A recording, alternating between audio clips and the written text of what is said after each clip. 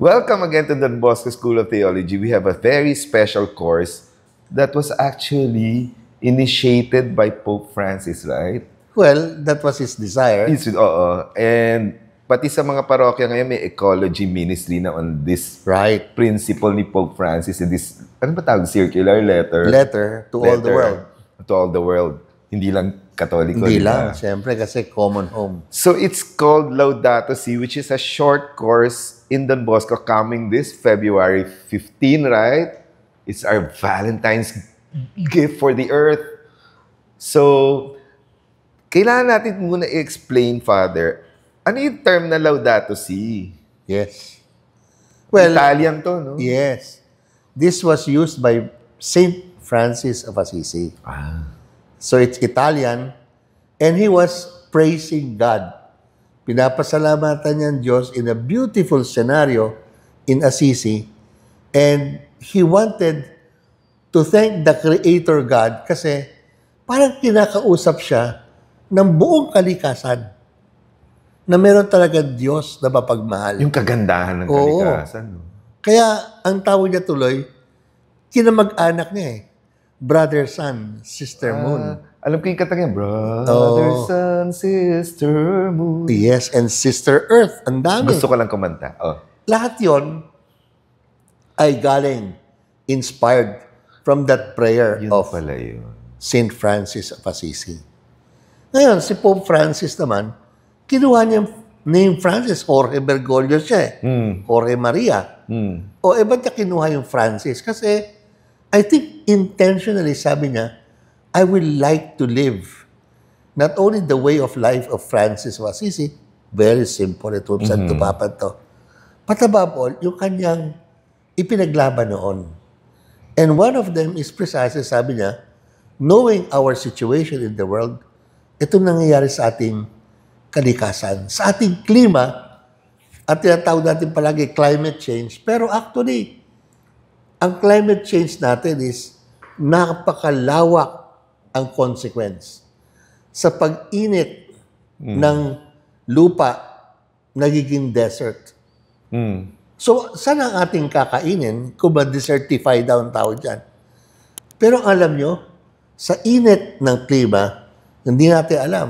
Hindi natin nakikita kasi. Unlike the wildfires of LA, kita mo na susunog, di mo nakikita, sinusunog. Ang mga corals, mawalan tayo ng mga isda. Nagbi-bleach ang mga corals. Alam nyo, itong gusto ng Santo Papa ay maging aware tayo muna sa nangyayari sa kalikasan. Hindi lang basta small talk. Pero let's go to hard data. Ito ang in-endeavor ng Don Bosco School of Theology. Nagtawag kami ng scientists, ecologists, technologists. Pero above all, ano ba ang datos nangyayari sa ating mundo? So the Oscar M. Lopez, Climate Change and Risk Disaster Reduction Management. Sinasabi sa atin na tayo ang pinaka-vulnerable country in the world. Philippines. Dahil dito sa situation. Oo. Sa atin, sumasalpok talaga eh. Ang habagat eh. At lumalakas ngayon. So anong sabi niya sa atin? Well, sa aming pag-aaral, hindi masyado yung i-mitigate daw. No? Parang i-lessen. Time yun, pwede yun.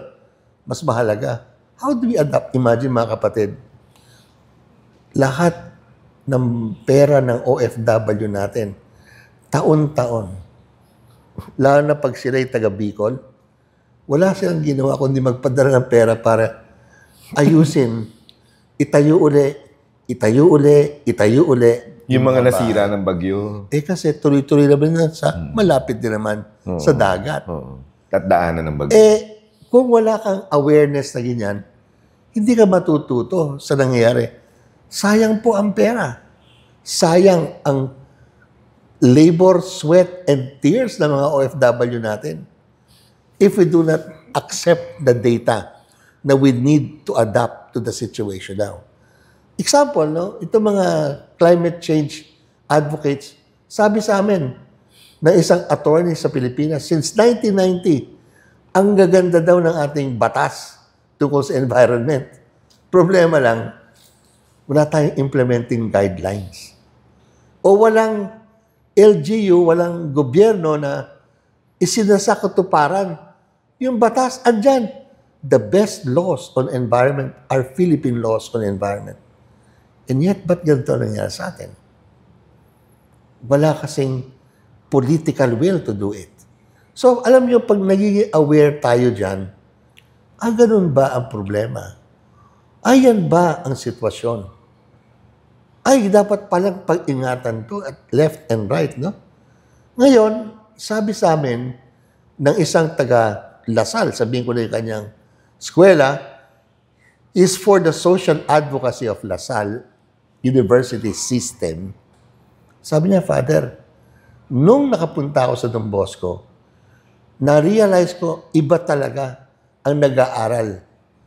Kasi, kami sa Lasal, nasanay kami, ilang bang kilo ang ating na-recycle na plastic o na ating hindi tinapon sa dagat na plastic. Ilang ganito ba? Ilang ganito. Lahat mga datos ng, sabihin natin, mga nalilikom at masaya sila nakapaggawa ng, kanya sabihin ng mangrove or whatever. Maganda eh. Pero sabi niya sa Don Bosco po, nalaman ko bakit. Kung bakit kailangan gawin. Kasi may theology. With the theological basis. Ang theological basis po dito ay malalaman mo bakit dapat nating pangasiwaan ang kalikasan. Kasi simulat sa puli, ginawa tayong stewards. Diba? Develop. Sa Genesis. Have dominion over the earth. Make it multiply. Hindi ko tapos ginawa ng Diyos ang langit at lupa. Pinangasiwa. Pero ako, dito ako nabigla. Father, hindi lang tayo steward. Tayo kindred, kamag-anak ng lupa. Bakit? Galing ka sa lupa. Ibig sabihin, ang moral imperative dito, pag naging, let's say, eco-warrior ka, kasi ikaw din tinatamaan sa pagiging taong galing sa lupa. Kamag-anak mo ang kalikasan. Doon ka hinango ng Diyos. At doon ka binuhay. Doon ka mabubuhay. Pag wala kang pinakailaman dyan, ikaw din ang masisira. So yung stewardship, kinship, tapos ito pa. Ang stewardship din kasi may mga bata, walang kalaban-laban sa nangyayari sa klima. Mapapasa na lang sa kanila nang hindi nila kagagawan. At mangyayari sa kanila, sabi ni Pope Francis, we received a garden, but we're going to give our children a desert? Unfair. Ang sakit naman nun. Kawawa naman ang mga bata. Kaya nga, di ba? Sino man nagpo-protest? Si Greta Thunberg. Bata pa yun nun. Oo, 16-year-old. Ang tapang. Hindi na siya pumasok sa Sweden, sa kanyang eskwela. Nag-personal strike siya. At pinakinggan siya hanggang United Nations. Yung theological portion na yun, napakahalaga po. Kasi, alam mo ang datos, pero bakit? Hindi ka kumikilos. Kikilos? Bakit ka? Ano yung inner? Drive. Parang sabihin, yung, sabi dito, moral imperative. Bakit obligado ka gumawa ng something na positibo para maayos ang kalikasan? Ang last na tanong po dito sa Don Bosco, okay, may theory tayo sa mga data ng ecology, including the laws. Meron tayong theory tungkol sa theology. Ano ngayon ang gagawin natin? Meron kaming technology. Technology. May hands-on. Which is what Don Bosco is known for too. Precisely. This course has a hands-on experience. Hindi to pwede maging yung... Alam ko na, dama ko na. At online course. Kasi kailangan pumunta dito sa workshop. May lab. Oo. At saka maganda po kasi in a face-to-face situation, ang daming experiences ng participants. Kasi hindi naman sila from zero eh. Just imagine po, nagkaroon kami ng mga nag-aral dito kasi nasa SBD farm sila. What is SBD? Farm sa Tagaytay. Ecology farm. Religious institution to. Pero Society of the Divine Word. Ayun. Pero meron silang farm. Sikat na farm. Ecological. And yet, nag-aral dito. Ang kanilang mga tao. Therefore, mga eskwela, mga professors, mga deans of of engineering, of colleges, nagpunta rito. Plus, mga brothers, mga Franciscan mothers, sisters, Franciscan brothers. Mga LGU. Merong ilan. Oo, kailangan din ng LGU. Sana. Pero, ang liit. Ako lang yung na mga kulang. may corporate advocacy for greener planet. Maliit na maliit. Kailangan hanggang natin ngayon, mag-invite. Oo, hanggang ngayon, ang pupunta rito, mga teachers ng Schools, religion at schools. at ng religion at saka ng science. Science schools. Teachers. Para science teachers. ma-incorporate na nila ang education awareness ng Laudato Si sa kanilang What curriculum. about, kasi may ibang parishes like sa amin, meron ng ecology ministry. Precisely. I think they followed the Meron din invitation mga- of Pope Francis. Meron din dioceses po, Cubao, Ayun. at the Archdiocese of Lipa nagpunta na rito. Correct. Nice. Very important. And meron kayong mga experts on technology like, kasi puro mga bigatin yung mga na-invite Yes. yung magturo. Eh. Founder po ng Biochar Association. Yan, di ba? Hydroponics po. Nagkaroon ka pa ng di ba yung Tesla people? More than Tesla, hindi. Ang Basta may tungkol sa hydroponics. Tungkol sa Hydroponics.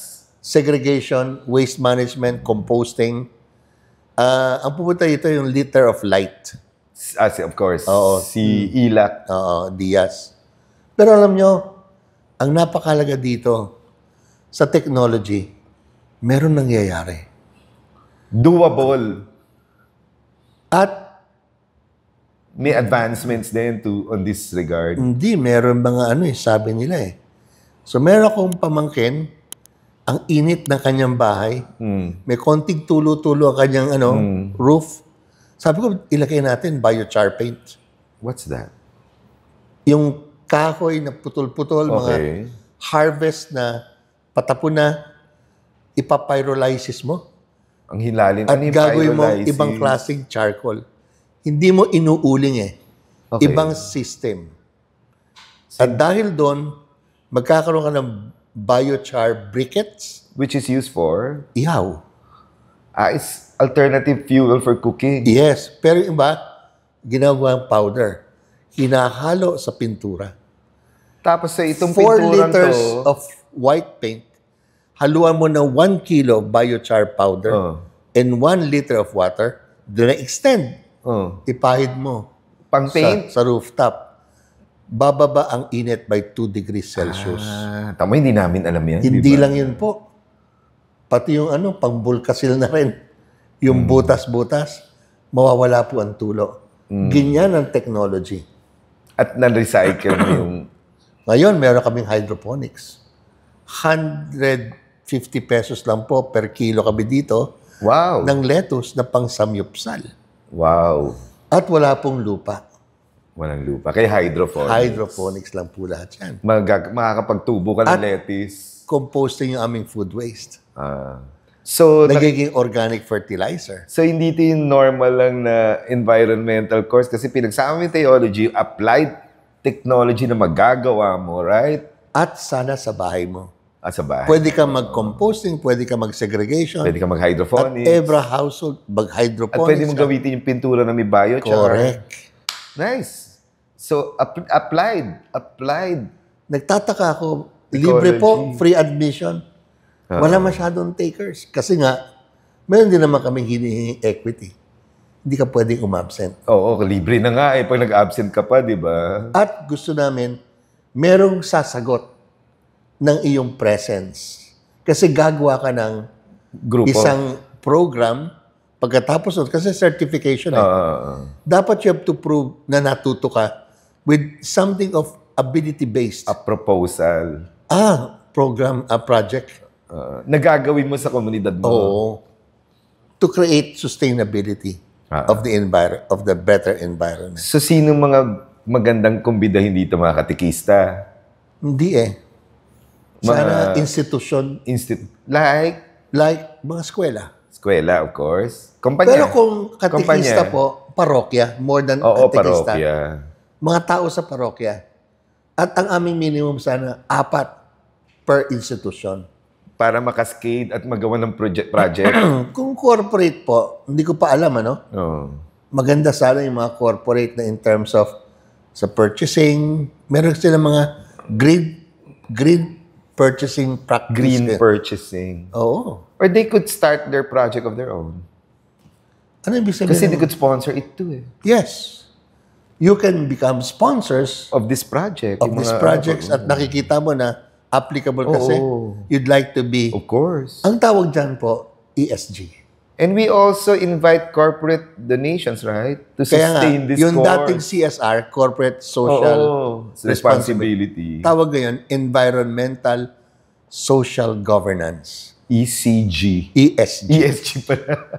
Hospital pala ECG. Pero kita nyo hindi na corporate social, environmental social And governance. it's a concern not only theologically, but this is our only home. The Alam earth. nyo, ang kaba ko, magkatotoo na yung prediction 2030, Yung threshold. ang threshold ng 3 degrees Celsius. Na average rise in temperature. Yes. A rise of temperature in reference to the pre-industrial period. Correct. Pag umabot tayo dun sa threshold na yun, Bibilis na yan. Yung depreciation. Hindi lang. It will become like a cycle na. Una, ang hirap po huminga. Oo. If last year po, nawala ng pasok Dahil sa mga... during the summer time of May and June, dahil sa init. Oo. Kasi yung bata, hindi niya kaya mag-aral. Ngayon sa quality of air. Quality of air pa. Ngayon naman, sa dami ng ulan, sa lakas. Sa dami ng tubig, sa lakas. Sa tagal, yung short period of one day, ang binaksak niya, equivalent to 1 month of rainfall. Or pag wala namang ulan, pag tagtuyot. Ay, naku, Wala delikado agriculture din. So, alam niyo mga kapatid, It's extreme. Laudato Si is a gift of the Holy Father to the world. Kaya ang kanyang sulat ay to everyone kasi everyone is involved in taking care. Because this earth is our common home. So like, share, and to subscribe to this episode kasi this is your chance. Feb 15 magsa-start yung bagong batch ng Laudato Si sessions. Ilang Saturdays 8 weeks lang. 8 Saturdays. Libre 8 Saturdays. pakain. So mag-invite na kayong kung 4-4 kayong magkakagrupo, whether in a community or in a school. Please register and go to Don Bosco School of Theology website for more details. And keep on asking Theo.